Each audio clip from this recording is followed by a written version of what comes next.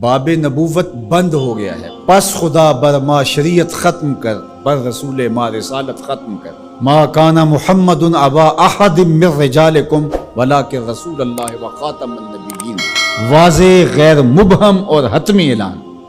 لیکن اس کے باوجود بھی ایک شخص نے کہا کہ میں نبی ہوں، لوگوں نے اسے بھی مان لیا۔ نبی کا آنا ممکن نہیں ہے، لیکن پھر بھی اگر کسی نے ادعا کیا تو لوگوں نے اس کو تسلیم کر لیا۔ اور ولی کا آنا تو ممکن ہے، تو اب کوئی شخص ادعائے ولایت کرتا ہے تو اس کو اگر لوگ مان لیں تو اس پر کیا تعجب ہے؟ تو یہ بات طے شدہ ہے کہ جس چیز کی ڈیمانڈ ہوتی ہے مارکیٹ میں 2 نمبر اسی کا آتا ہے۔ تو اولیاء اللہ یہ اللہ نے عزت کے نشان بنائے ہیں، تو اس لیے بہت سارے لوگ جھوٹے مدعی ہوں گے کہ ہم ولی ہیں۔ ولی کی جو حقیقی علامتیں ہیں وہ تقویٰ ہے، ایمان کی وہ اعلیٰ ترین منزل ہے جو اس کو نصیب ہوتی ہے، جو باقی لوگوں کا وہ مقصود نہیں ہے۔ تو اب یہ تو منزل حاصل نہیں ہو پائے گی ان کو۔ اب ولی کی ایک ظاہری علامت جو بادی النظر میں ہے وہ کرامت ہے۔ اب کرامت کا ظہور بھی 2 نمبر لوگوں سے نہیں ہو سکتا، لیکن کوئی جھوٹی بات منسوب تو کر سکتے ہیں اپنے ساتھ، یا کوئی مکر، کوئی فن اس کو کرامت تو قرار دے سکتے ہیں دجل، فریب اور دھوکے کے ذریعے سے، اور ایسا ہوتا ہے۔ تو اگر 2 نمبر اولیاء پائے جائیں اور ہم پہچان بھی جائیں یہ 2 نمبر ہیں، یا کسی کی جھوٹی کرامت کو سنیں، تو اس کا یہ مطلب ہوگا کہ ہم اولیاء کا انکار کر دیں۔ جھوٹے مدعیان نبوت کو ہم پائیں، ان کا انکار کریں، تو کیا اس کا یہ مطلب ہوگا کہ 1 لاکھ کئی ہزار نبیوں کا بھی انکار کر دیں؟ کوئی جھوٹا مدعی نبوت جھوٹے معجزات پھیلا دے اپنے، ان جھوٹے معجزات کا ہم انکار کریں، تو کیا اس بہانے ہم سچے نبیوں کے معجزات کا بھی انکار کر دیں؟ یہ تو دانش مندی ہی نہیں ہے۔ اس طرح 2 نمبر لوگوں کے گڑھے ہوئے کلام کو، گڑی ہوئی باتوں کو، ان کے دجل و فریب کو، ان کی تلبیسات کو، ان کی دسیسہ کاریوں کو، ان کے مکر کو، ان کے متبعین کی گڑی ہوئی چیزوں کو، ان کے حفوات کو ہم کیا کرامت قرار دے دیں؟ ہم کہتے ہیں نہیں، بالکل نہیں ہے۔ تو کیا اس کا یہ مطلب ہے، اس کا یہ مفہوم ہے کہ جو اللہ کے ولی ہیں ان کے حقیقی کرامات کا انکار کر دیا جائے؟ جب علم سطحی ہوگا تو ایسا ہوگا۔ 2 نمبر لوگوں کی حفوات کو آپ ضرور اس کی تردید کریں۔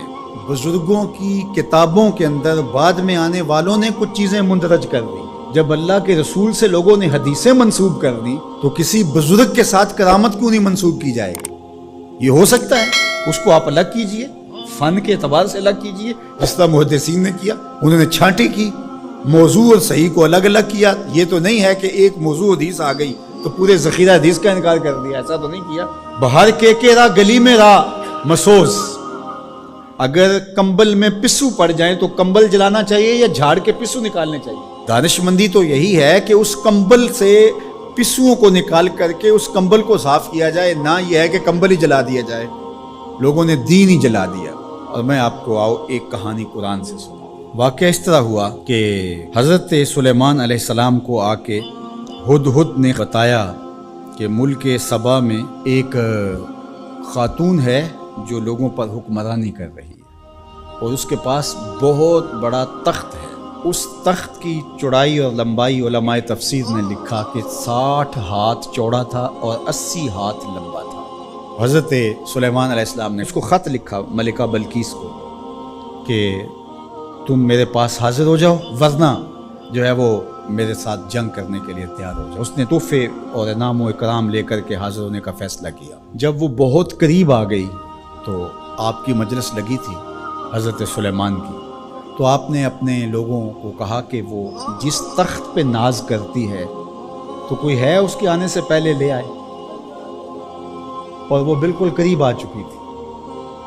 تو ایک جن اٹھا، اس نے کہا حضرت یہ خدمت میرے ذمہ لگائیے۔ قال افریت من الجن، وہ بڑا قوی ہیکل، بڑا طاقتور، بڑی توانائی رکھنے والا، اس نے کہا کہ حضرت یہ ذمہ داری میری رہی، کب تک لے کے آؤ گے؟ کہا مجلس برخاست ہونے سے پہلے پہلے لے آؤں گا۔ صبح کو مجلس لگتی تھی، دوپہر کے وقت برخاست ہو جاتی تھی، تو اس نے کہا مطلب میں دوپہر تک لے آؤں گا۔ اللہ اکبر! 1 مہینہ جاتے ہوئے لگتا تھا، 1 مہینہ آتے ہوئے لگتا تھا۔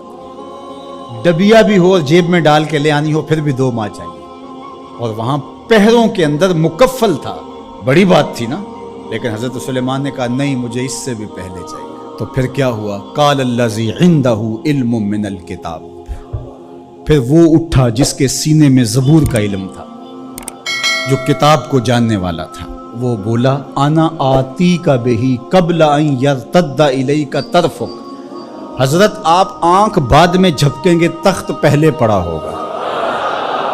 اور حضرت سلیمان نے ابھی آنکھ نہیں جھپکی تھی، تخت پڑا ہوا تھا۔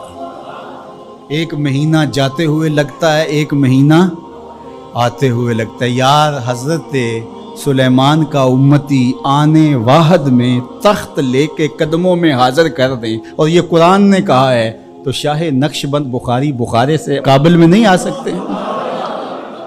باقی امتوں کے ولی شانوں والے ہیں، لیکن جس طرح حضور نبیوں سے افضل ہیں، حضور کی امت امتوں سے افضل ہے، حضور کی امت کے ولی باقی امتوں کے ولیوں سے افضل ہے من حیث المجموع۔